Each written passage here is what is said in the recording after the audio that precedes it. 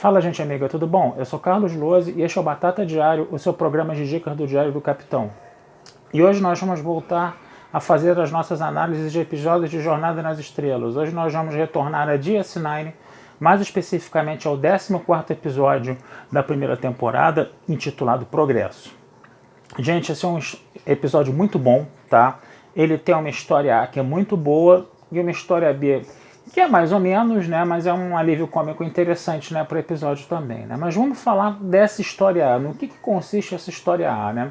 Bajor, né, com a ajuda da Federação, ela vai finalmente, né, conseguir fazer uma transferência de energia em larga escala, né, para o seu planeta, e essa energia vai ser extraída do núcleo de uma das luas de Bajor, né, que vai, né, acabar provocando, né, a destruição dessa lua, vai tornar essa lua impossível de você se viver, que vai liberar enxofre na atmosfera, vai tornar o ar irrespirável, etc. Né?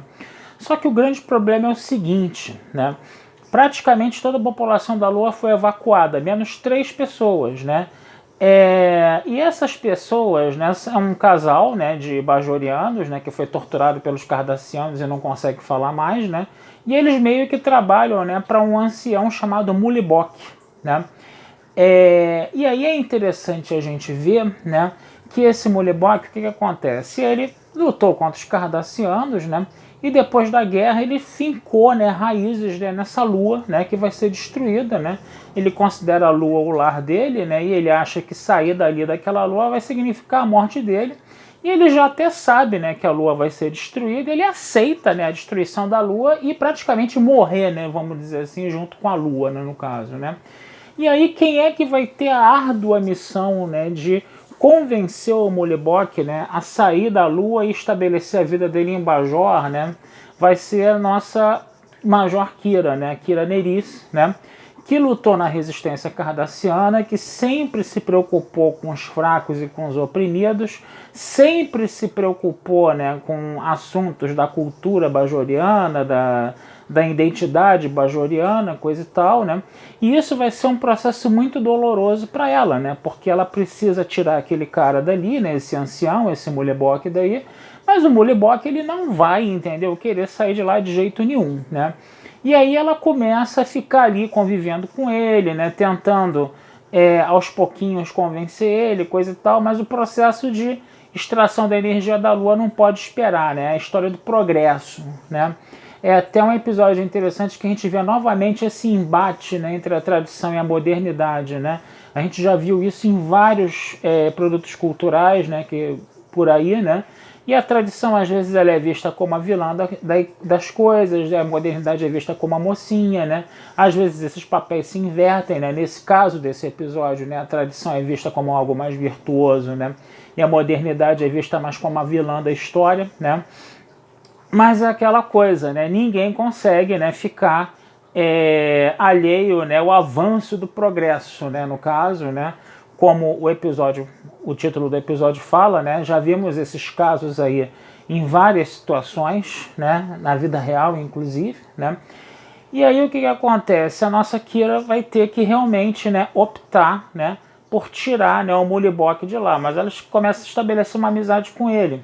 E esse negócio dela começar a querer também ficar do lado do Mulibok, mas ser obrigada a tirar o Mulibok lá ao mesmo tempo, e ela ficar tentando ali, diplomaticamente tentando convencer ele, e isso demandar tempo, né? Isso acaba, entendeu, também colocando a carreira militar dela em risco, né? Tanto que o Sisko ele vai descer, né, à superfície da Lua, né, vai conversar com ela privadamente e vai falar: olha, o destino do Mulibok já está selado, tá? O seu ainda não está, né? Eu sei que você tem essa sua coisa de lutar pelos fracos, pelos oprimidos, de você ter participado da resistência cardassiana, né? Mas agora você está do outro lado. Isso é muito desconfortável, mas a situação agora é essa, entendeu? Então, quer dizer, eu gosto muito, o Sisko ainda falou, eu gosto muito de você, coisa e tal, né?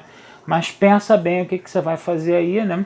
E aí a nossa Kira, coitada, ela vai ter que, né, finalmente dar o braço a torcer e ela vai ter que levar o Mulibok lá de qualquer jeito, de lá de qualquer jeito, né, contra a vontade dele, né? Ela vai, inclusive, no Mulibok fala, enquanto essa casa estiver aí, eu não vou sair, né? Ela bota fogo na casa do Mulibok, né? o Molibok, né, fala para ela, você é minha amiga mesmo? Então você pega esse phaser agora e você me mata agora aqui, né? Porque se eu sair daqui eu vou morrer. E ela fala que não consegue matar ele, né? E ele acaba dando as costas para ela, né? Extremamente magoado, né? E o episódio termina dessa forma, né? Muito complicada, muito pesada, né? E é aquela velha história, né? A corda sempre, né, arrebenta do lado mais fraco, no caso aí do nosso Molibok, né? Então, quer dizer, é um episódio, né, que é doloroso, né? Nesse sentido aí, nesse aspecto, né? A gente tem que falar aqui que o Molibok foi interpretado por um ator chamado Brian Cate, né? Eu via vendo o episódio, né? Era muito interessante ver como o Brian Cate, né, trabalhou com maestria esse personagem, né? Porque ele era um personagem que conseguia ser simpático e rabugento ao mesmo tempo, ele conseguia ser doce e grosseiro ao mesmo tempo, né? Era um personagem que, vamos dizer assim, despertava sentimentos muito díspares, né? E ele fez isso com uma grandeza, sabe, sensacional, né? E o Brian Cate, né? Cada vez mais que eu assistia o episódio, eu falava, esse cara me é familiar, né?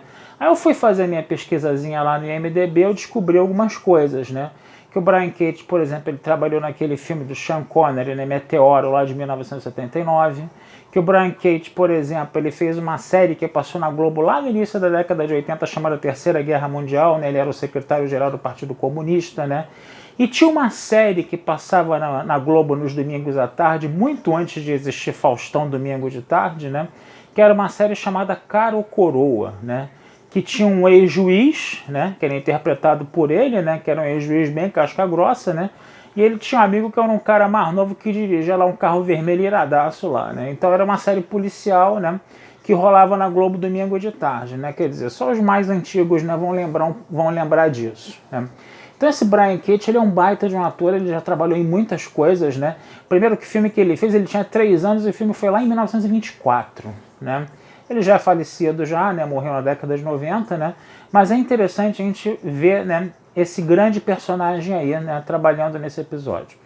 E a história B? A história B foi o seguinte, né? O Ron, né, coitado, encomendou lá um monte de molho cardassiano, né?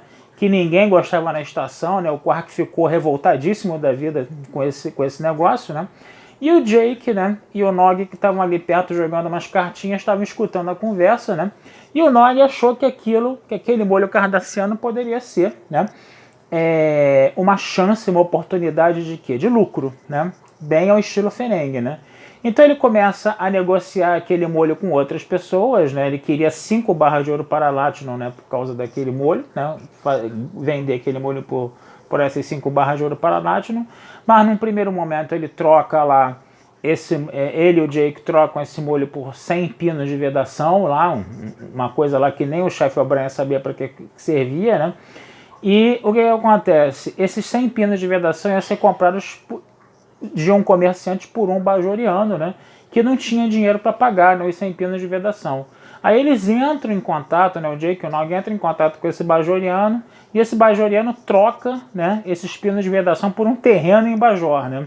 E aí o Nog ficava assim, pô, isso é terra, não sei o que, coisa e tal, né, é terra, né, e o nosso Jake falava, isso não é terra, é terreno, é land, né, é uma coisa que você pode construir coisas em cima, indústrias, fábricas, coisa e tal, né? E você pode vender mais caro, coisa e tal, né? E o Nog não estava dando muita ideia, né? Só que aí o que acontece? Aparece o Odo, né?